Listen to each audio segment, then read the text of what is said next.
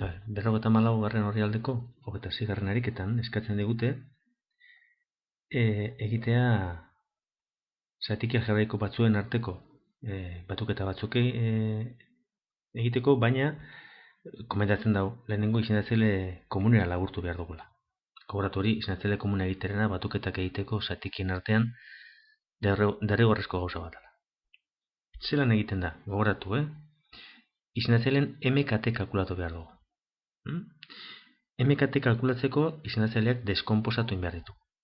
Kasu honetan, ditugun izendatzaileak 2x, 4x eta x,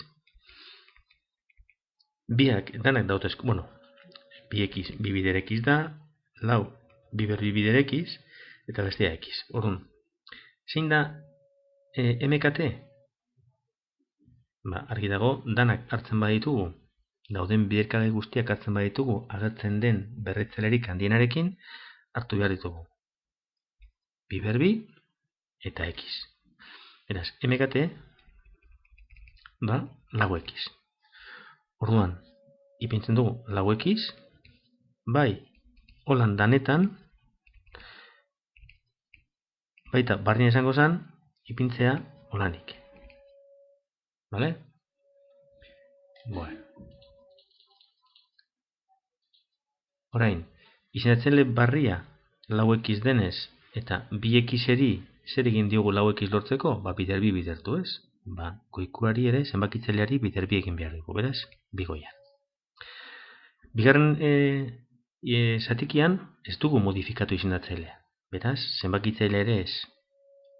Eta azkenengoan, bider 4 egin dugu izendatzailea, beraz, bider 4 egin dugu zenbakitzailea. Eta orain, bai, baten ipinita, 2 ken bat gehi 4, moten dau, 5 zati 4x. Vale? Venga, B. Beren kasuan, izendatzaileak dira. Isa berbi, hiru isa eta isa. MKT kalkulatzeko, hartu behar ditugu agertzen diren guztiak, hau da, zenbakien artean 3, beraz, MKT izango da 3, eta beste gauza bat dagoen guztietan dela isa eta berritzailerik handiena berbi. Beraz, 3 isa berbi da MKT. Beraz, danetan, 3 isa berbi, ken 3 isa berbi, gehi 3 isa berbi. Orain, isa berbitik 3 isa berbira, bider 3 egin dugunez, zenbakitzailea ere bider 3 egin behar dugu. 2 bider 3, 6. 3 isatik 3 isa berbira, bider x egin dugu, bider isa egin dugu, parkatu. Beraz, zenbakitzailea ere bider isa. Bat bider isa, isa. Eta isa, 3 isa berbira llegatzeko, bider 3 isa egin behar dugu. Beraz, bat zenbakitzailea bider 3 isa.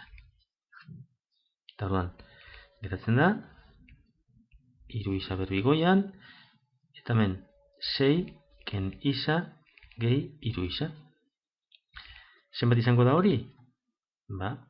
6 gehi 2 isa zati 3 isa berbi. Batek baino gehiagok eukiko tentazioa simplifikazio arraroak egiteko hemen. Adibidez, hauxe isa, hemengo isa berbiaz, simplifikatu. Edo, hemengo 6, hemengo 3az simplifikatu. Gogoratu. Simplifikazio horiek txarto daude. Kasuetan, hau ezin da simplifikatu.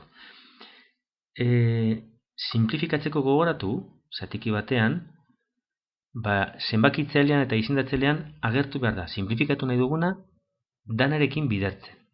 Horrexeatxik, batuketaren bat edo kenketaren bat badago, simplifikatu aurretik, simplifikatu nahi duzuena, biderkai komun moduan atara.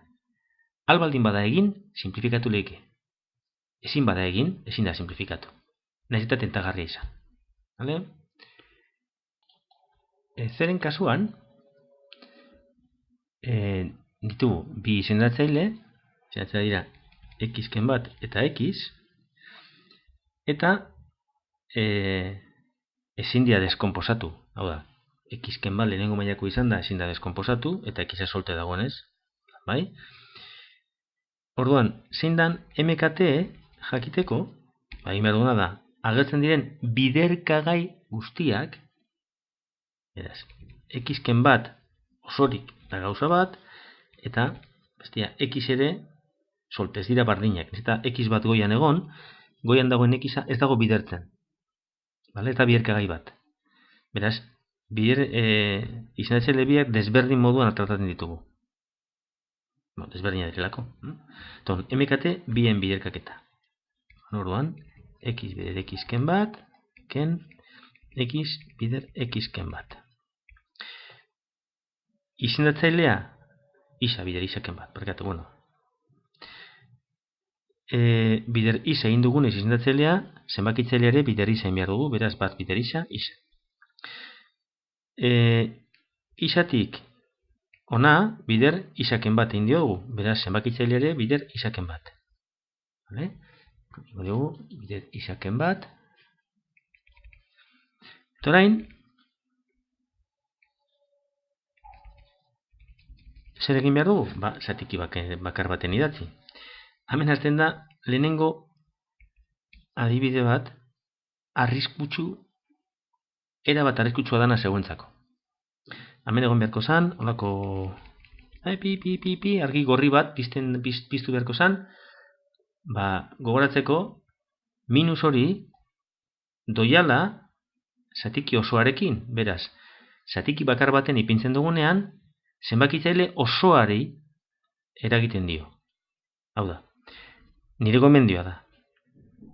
X-ken parentesi ipintzea. Eta orain, zenbakitzailea ipinu goian. Ikur aldaketa, sinu aldaketa doala. X-az eta bateaz bebai. Orduan, X-ken X desagertzen da X-a, eta minus bat zati X bider X-ken bat. Vale? Baten batek igual galdetuko dau, ea izendatzailetan biderkaketa hori egin behar dan, edo ez. Ez egin. Vale? Izendatzailetan ez egin inoiz eragiketa horiek. Vale? Eta orain, D, jongo gaite. Kasu honetan, izendatzaileak X-ken bi eta X gehi bi. Desberdina dira, ez da X eta bi egon bietan, baten dago batzen, besteak kentzen, beraz, biderkagai moduan, bakarra dira. Beraz, X-ken bi da gauza bat, eta X gehi bi desberdina.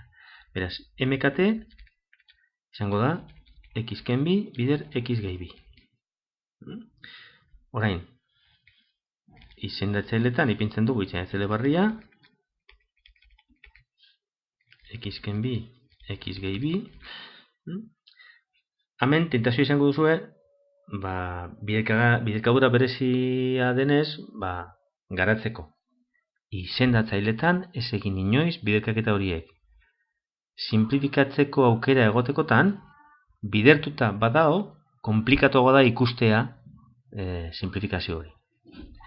Izango da, goian, bi bider X gehi bi, eta bi bider X-ken bi. Vale? Orain, baten ipinita, X-ken bi bider X gehi bi, geratuko da, bi X gehi lau, gehi bi X ken lau. Lau ken lau fuera, eta geratzen da, parkatu. Lau isa, zati, isa ken bi, isa gehi bi. Eta orain amaitzen da.